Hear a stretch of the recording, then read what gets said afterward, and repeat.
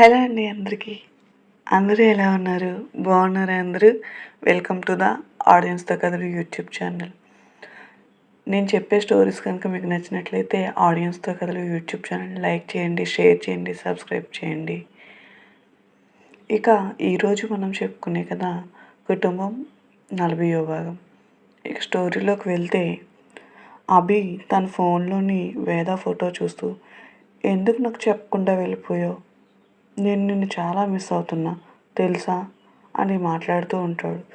కానీ వేద అభి కోసం రాసిన లెటర్ని అభి చూడడు. ఆ లెటర్ని చూస్తే వేద ఏం రాసిందో అభికి తెలుస్తుంది. మరి అభి ఆ లెటర్ని చూస్తాడా? ఆ లెటర్ గాలికి కదులుతూ టేబుల్ పై నుండి మంచం పక్కన పడుతుంది. అభి ఫోన్లో వేద ఫోటోను చూస్తూ నువ్వు నాకు చాలా గుర్తొస్తున్నావు. అసలు నేను నీకు గుర్తొస్తున్నానా? నువ్వు నన్ను ఎలా చూస్తున్నావు నువ్వు నన్ను ఎలా చూస్తున్నావో చూడు ఈ ఫోటోలో. నా మనసులోని మాట నీ నీతో చెప్పి నిన్ను నా భార్యగా దగ్గరకు తీసుకుందాం అనుకున్నా. కానీ కుదరలేదు. ఈరోజైనా చెప్దామనుకున్నా. కానీ నువ్వు నాకు దూరంగా వెళ్ళిపోయావు. అయినా ఎన్ని రోజులే, వారం రోజులేగా. కానీ నువ్వు లేని ఒక్క రోజైనా సరే నాకు చాలా భారంగానే ఉంటుంది అంటూ అభి వేద ఫోటో చూస్తూ వేద ఊహలతో నిద్రపోతాడు. అమ్మా వేద, భోజనం రెడీ అయింది, రా అమ్మా భోజనం చేద్దాం అని రామూర్తి గారు పిలుస్తారు. వస్తున్నా తాతయ్య అంటూ వేద తన గదిలోంచి ఫ్రెష్ అయ్యి రెడీ అయ్యి భోజనానికి వస్తుంది. ఏంటి తాతయ్య ఇవాళ స్పెషల్ అంటుంది వేద. నీకు ఇష్టమైన బెండకాయ ఫ్రై, పప్పుచారు. ఆహా, నాకు నువ్వు చేసే పప్పుచారు అన్న బెండకాయ ఫ్రై అన్న చాలా ఇష్టం తాతయ్య.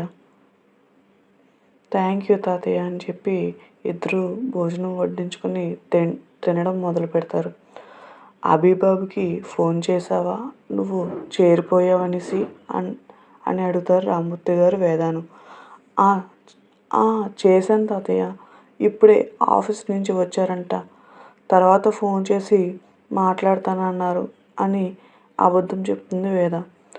సరే అయితే ముందు భోజనం చేయి అంటారు రామూర్తి గారు. ఇద్దరు భోజనం చేస్తారు. భోజనం చేసిన సామాన్లు వేద వంటగదిలో పెడుతుంది. రామూర్తి గారు ఆరు బయట మంచం వేసుకొని కూర్చుంటారు. వేద రామూర్తి గారి పక్కకు వెళ్ళి కూర్చుని తాతయ్య, నా చిన్నప్పుడు అమ్మలా నీ ఒళ్ళో పడుకోబెట్టుకొని నిద్రపుచ్చేవాడివి కదా, అలా కాసేపు నీ ఒళ్ళో నిద్రపోనా అని అడుగుతుంది వేద. సరే అని రామూర్తి గారు వేదాను ఒడిలో పడుకోబెట్టుకుని జో కొడుతూ ఉంటారు. తాతయ్య, నీ ఒడిలో పడుకొని చాలా రోజులైంది కదా. అవునమ్మా అనుకుంటూ రామూర్తి గారు వేదాను జో కొడుతూ రాత్రి వెన్నెలను చూస్తూ ఉంటారు. వేద, నువ్వు అభిబాబు గారు బాగానే ఉన్నారు కదా అని అడుగుతారు. తాతయ్య, బాగానే ఉన్నాం. అసలు ఆ కుటుంబం అంతా నన్ను చాలా బాగా చూసుకుంటున్నారు. తాతయ్య అయితే నన్ను అచ్చం నీలాగే చూసుకుంటున్నారు.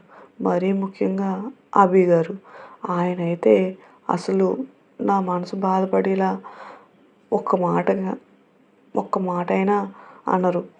అసలు నాకు తెలియకుండా ఏ పని చేయరు తెలుసా అంటూ వేద మాట్లాడుతూ ఉంటుంది.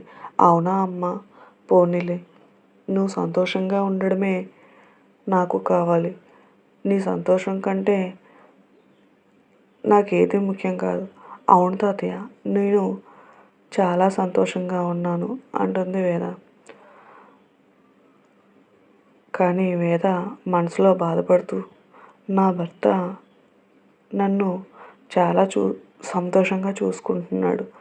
కానీ ఆయన సంతోషం మాత్రం వేరొకరితో ముడిపడి ఉంది తాతయ్య. అందుకే ఆయనకు దూరంగా వచ్చేసాను. అభి గారు ఈ పాటికే ఆఫీస్ నుంచి వచ్చి ఉంటారు. నేను రాసిన లెటర్ కూడా చదివే ఉంటారు. కానీ నాకు ఇంతవరకు ఫోన్ చేయలేదంటే నేను వచ్చేయడం ఆయనకి కూడా ఇష్టమే కోసం అని వేద తన మనసులో అనుకుంటూ ఉంటుంది. వేద కళ్ళంట కన్నీళ్ళు కారుస్తుంది. తాతయ్య చూస్తారని తన కన్నీళ్లను తుడుచుకుంటుంది. మీరిక పడుకోండి తాతయ్య, నేను కూడా వెళ్ళి నా గదిలో పడుకుంటాను అని వేద తన గదికి వస్తుంది. రామూర్తి గారు కూడా సరే అని ఆయన ఆరబయట పడుకుంటారు. గదికి వచ్చిన వేద తన ఫోన్ చూస్తుంది. కానీ తన ఫోన్లో కాల్స్ కానీ మెసేజెస్ కానీ ఏమీ వచ్చినట్టు ఉండవు. దాంతో వేదకి ఇంకా బాధ ఎక్కువ అవుతుంది. ఆ రాత్రంతా అభి తనకి దూరమైపోయాడు అనే బాధతో గది 4 గోడల మధ్య ఏడుస్తూనే ఉంటుంది. అలా ఏడుస్తూ ఏడుస్తూ ఎప్పుడు నిద్రపోయిందో తనకే తెలియకుండా నిద్రపోయింది వేద. తెల్లవారగానే తర్వాత రోజు ఉదయం అభి గారు కాఫీ తీసుకోండి అంటుంది వేద. అక్కడ పెట్టు వేద అంటూ అభి మేల్కొంటాడు. అభి నిద్రలేచి చూస్తే చుట్టూ ఎవరు ఉండరు. అబ్బా వేద, నువ్వు నాకు చాలా అలవాటు అయిపోయావు. ఇక నేను ఉండలేను. ఏదో ఒక వంక చెప్పి ఈరోజే నీ దగ్గరికి బయలుదేరుతాను అనుకుంటూ అభి ఫ్రెష్ అప్ అవ్వడానికి వెళ్తాడు. ఆఫీస్కి టైం అవడంతో స్నానం చేసి వద్దామని అభి తన బట్టల కోసమని బీరువా తీసి చూస్తాడు. అభి తన బట్టలతో పాటు తన పక్కన ఉన్న వేద చీరలను కూడా పట్టుకొని చూస్తూ ఉంటాడు. వేద, నువ్వు ఈ చీరల్లో ఎంత బాగుంటావో తెలుసా అనుకుంటూ అభి తన డ్రెస్ తీసి మంచంపై పెడతాడు.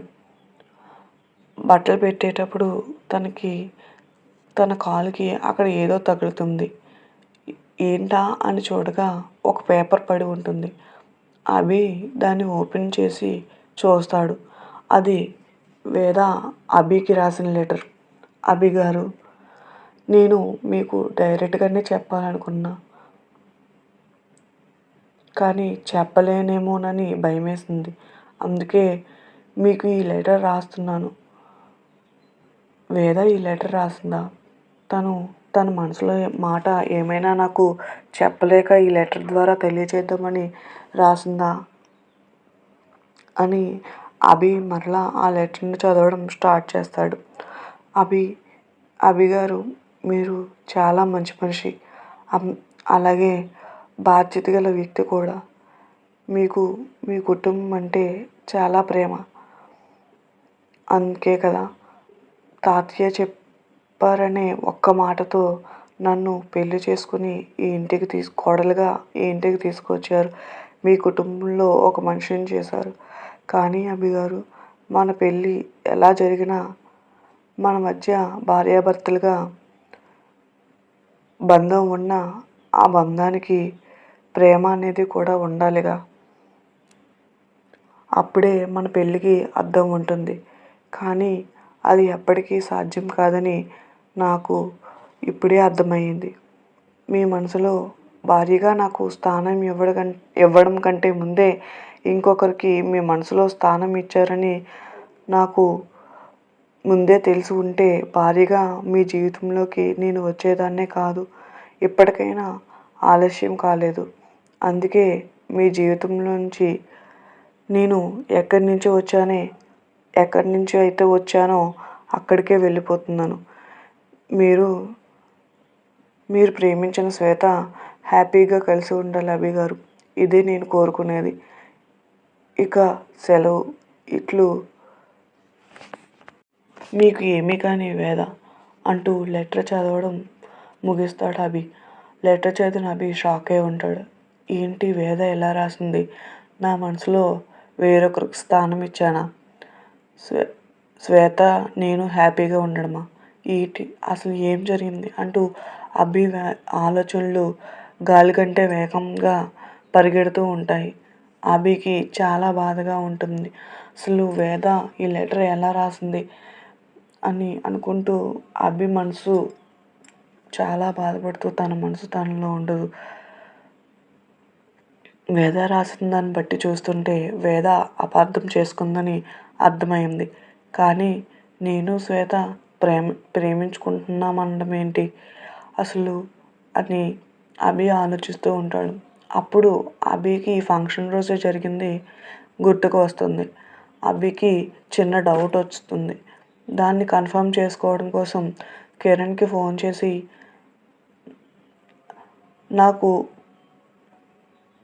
నాకు ఫంక్షన్ రోజు కారిడార్లోని హాల్ దగ్గర ఫొటోస్ కావాలని చెప్తాడు. సరే అని చెప్పి కిరణ్ కూడా సరే సార్ నేను మీకు ఒక 15 మినిట్స్లో పంపిస్తానని చెప్తాడు. అభి కిరణ్ పంపించే మెసేజ్ కోసం వెయిట్ చేస్తూ ఉంటాడు. కిరణ్ ఆ ఫొటోస్ సంపాదించి అభికి సెండ్ చేస్తాడు. తర్వాత కథలో ఏం జరుగుతుందో నెక్స్ట్ ఎపిసోడ్లో తెలుసుకుందాం. థ్యాంక్ యూ అండి. Thank you very much. ఈ స్టోరీ కనుక మీకు నచ్చినట్లయితే ఆడియన్స్తో కథలు యూట్యూబ్ ఛానల్ని లైక్ చేయండి, షేర్ చేయండి, సబ్స్క్రైబ్ చేయండి. Please like. Thank you.